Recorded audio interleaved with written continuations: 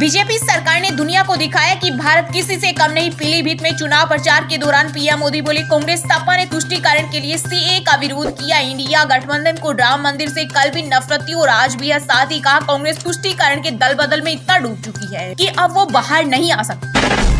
एक जेब में सीबीआई तो दूसरी में ईडी, देश को बना रहे जेल। बंगाल की सीएम ममता बनर्जी ने एक बार फिर पीएम मोदी पर साधा निशाना। बोली, जांच एजेंसी आपकी सहयोगी है जो हमें धमकाने का काम कर रही है, लेकिन बीजेपी हमें डरा नहीं सकती क्योंकि बीजेपी इस बार चुनाव में खुद डरी हुई है। गरीबों से सस्ते घर, स्लीपर वंदे भारत, 24 घंटे में रिफंड और भारत का पहला वर्टिकल लिफ्ट ब्रिज। नई सरकार के गठन से पहले कई मंत्रालयों ने 100 दिन का प्लान किया तैयार।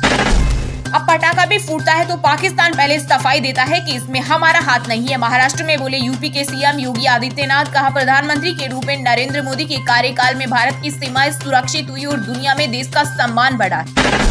अरुणाचल प्रदेश भारत का अभिन्न हिस्सा था, है और हमेशा रहेगा। पीएम मोदी ने चीन को दिया करारा जवाब। कहा, यह राज्य देश का अभिन्न अंग है। काल्पनिक नाम रख देने से इसकी वास्तविकता में कोई बदलाव नहीं आएगा। राहुल गांधी को पाकिस्तान के रावलपिंडी से लड़ना चाहिए चुनाव। पूर्व कांग्रेस नेता आचार्य प्रमोद कृष्णम बोले, घोषणा पत्र देखकर लगा कि यह जिन्ना की कांग्रेस है, गांधी या खड़गे की नहीं। साथ ही कहा, कांग्रेस में अब न नीयत बची है, न नीति बची और न ही कोई नेता बचा है। एसबीआई ग्राहकों के लिए खुशखबरी, अमृत कलश एफडी में निवेश की समय सीमा बढ़ी। एसबीआई की वेबसाइट के अनुसार अमृत कलश एफडी में निवेश की समय सीमा बढ़ाकर 30 सितंबर तक कर दी गई है। इस एफडी में निवेशकों को 7.60% तक का ब्याज मिल रहा। दिल्ली सीएम अरविंद केजरीवाल को फिर से लगा झटका। शराब नीति मामले में हाईकोर्ट ने गिरफ्तारी को ठहराया जायज। याचिका खारिज करते हुए ईडी के पास पर्याप्त सामग्री थी जिसके आधार पर उन्होंने केजरीवाल को गिरफ्तार किया। कश्मीर मुद्दे पर पाकिस्तान को फिर से लगा झटका। भारत को मिला सऊदी अरब का साथ। क्राउन प्रिंस ने पाक पीएम शहबाज शरीफ को दी नसीहत। कहा, जम्मू कश्मीर का मुद्दा द्विपक्षीय है और भारत और पाकिस्तान को बातचीत कर विवाद को सुलझाना चाहिए। हम भारत के साथ। लोकसभा चुनाव को लेकर आज हमारी टीम ने एक सर्वे किया जिसमें लोग बोले, पेट्रोल डीजल 500 रुपए हो जाए तो भी फर्क नहीं पड़ता। पैसेंजर बोले, मोदी ही विकल्प। कुछ ने कहा, ईवीएम से वोट बीजेपी को ही जाएगा और कुछ ने कहा, बीजेपी ने ईवीएम को हैक कर दिया।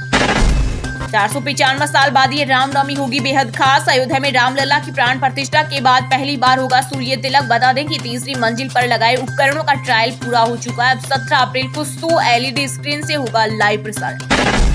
देश भर से वेस्टर्न डिस्टर्बेंस की वजह से 23 राज्यों में अगले 7 दिन तक बारिश का अलर्ट। मध्य प्रदेश, छत्तीसगढ़ में 12 अप्रैल तक जारी रहेगा बरसात का दौर। ओले गिरने की भी संभावना। मौसम विभाग ने जारी किया अलर्ट।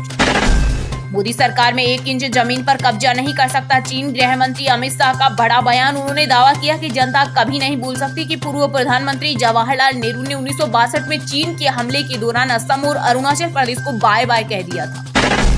पश्चिम बंगाल में चुनाव ड्यूटी पर तैनात होगी सीएपीएफ की 100 और कंपनियां। एनआईए की टीम पर हुए हमले के बाद चुनाव आयोग ने लिया फैसला। साथ ही ईसी ने कहा, बंगाल में चुनाव में इस्तेमाल होने वाली सभी गाड़ियों पर लगेगा जीपीएस। देश के रियल एस्टेट सेक्टर में रौनक बरकरार। इस साल जनवरी-मार्च तिमाही के दौरान घरों की बिक्री 68% बढ़कर 1.1 लाख करोड़ पर पहुंच गई। प्रोप टाइगर की रिपोर्ट के अनुसार कीमतों में रही थी।